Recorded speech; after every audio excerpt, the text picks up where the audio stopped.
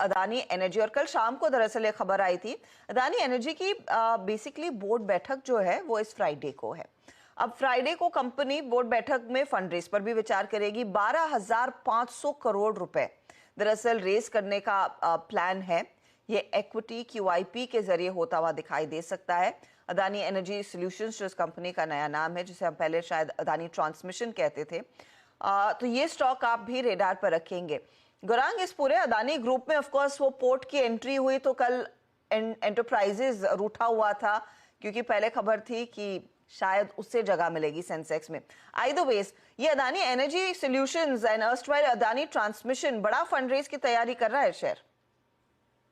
और मेरे ख्याल से ऊर्जा उत्पादन से जुड़ी हुई कंपनियां जो भी है, चाहे फिर वो अडानी ग्रुप की कंपनी हो या फिर बाकी अन्य सरकारी कंपनी या निजी क्षेत्र की कंपनी, जिस प्रकार से नई ऊर्जा उत्पादन की क्षमता जुड़ने वाली है हर्षदा, उसको लेकर के मेरे ख्याल से अभी से प्रयास हो रहा है कि जो वित्तीय परिस्थिति है वो आपके पास पर्याप्त हो, ताकि आने वाले समय में आप किसी भी परिस्थिति का सामना कर सके। और एक बात वास्तविकता ये भी है, जो मैंने पढ़ा है रिपोर्ट्स में, कि कम से कम 300 से लेकर के 500 गीगावाट्स की नई उत्पादन क्षमता जो कि green energy, wind and solar से जुड़ी होगी, 70% वो होगी और बाकी हाइड्रो और अन्य होगी। तो और अडानी समूह की कंपनियों में अडानी एनर्जी है, अडानी एंटरप्राइज है, अडानी ग्रीन है, अडानी टोटल है, ये सब कंपनियां बहुत ही सक्षम और मजबूत हैं और कामकाज को लेकर के मेरे ख्याल से आने वाले भविष्य में एक स्पष्ट रूप से रणनीति मैनेजमेंट सामने लेकर चल रही है।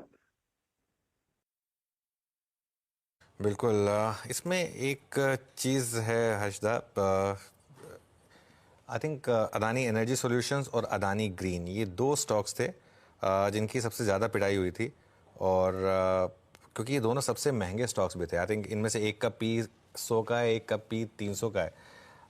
अदानी ग्रुप स्टॉक्स में भी एक स्टॉक जो सबसे कम पिटा था वो था अदानी पोर्ट्स, और सबसे पहले उसी ने ऑल टाइम हाई भी लगाया। ठीक है ना।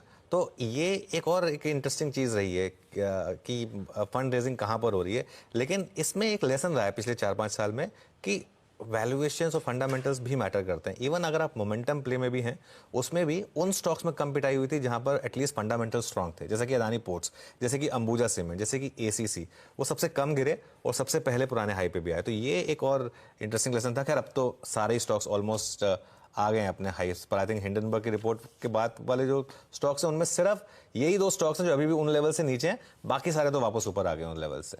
जी हाँ, काफी स्ट्रॉन्ग पुल बैक देखने को मिला है वहां पर। ऑफ कोर्स GQG का कॉन्फिडेंस भी काम आया है। अच्छा, अदानी एंटरप्राइजेस की आज बोर्ड बैठक है, बाय द वे, जो अपडेट आ रहा है कि यहाँ पर फंड रेज ये भी करेंगे।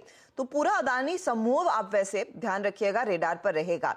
इस पर आप एक टेक्निकल पर्सपेक्टिव दीजिए आशीष बहेती जी। अदानी एंटरप्राइजेस, अदानी एनर्जी, चार्ट्स पर किन लेवल्स पर अब नजरें रखनी चाहिए? जी, ऐसा अडानी एंटरप्राइजेस में तो कल थोड़ी सी गिरावट जरूर देखने मिली थी, लेकिन जो 3-4 दिन से पहले मोमेंटम बना हुआ है वो काफी स्ट्रांग है। और जिस हिसाब से सेटअप बना हुआ है, आई थिंक 3200 का एक स्टॉप लॉस लगाकर इसमें अभी भी लॉन्ग जाया जा सकता है। जो टारगेट्स इसके निकल कर आ रहे हैं 3450 तक का जोन इसमें देखने मिल सकता है। अगर एनर्जी सॉल्यूशंस की बात, अडानी एनर्जी सॉल्यूशंस की बात करें तो यहाँ का चार्ट सेटअप काफी अच्छा बना हुआ है कंपेयर टू अडानी एंटरप्राइज। मुझे लग रहा है इसमें जो 1080 का एक स्टॉप लॉस लगाकर इन लेवल्स पे तेजी की जा सकती है फॉर अ टारगेट ऑफ 1150 के लिए। तो 1150 के लिए एक अपॉर्चुनिटी शायद देखने को मिल सकती है। ध्यान रखिएगा, फ्राइडे को दरअसल वो बोर्ड बैठक है फंड रेज के लिए, और एक साइजेबल फंड रेज होगा 12,500 करोड़ का। चलिए, तो ये स्टॉक्स आप रेडार पर रखिएगा।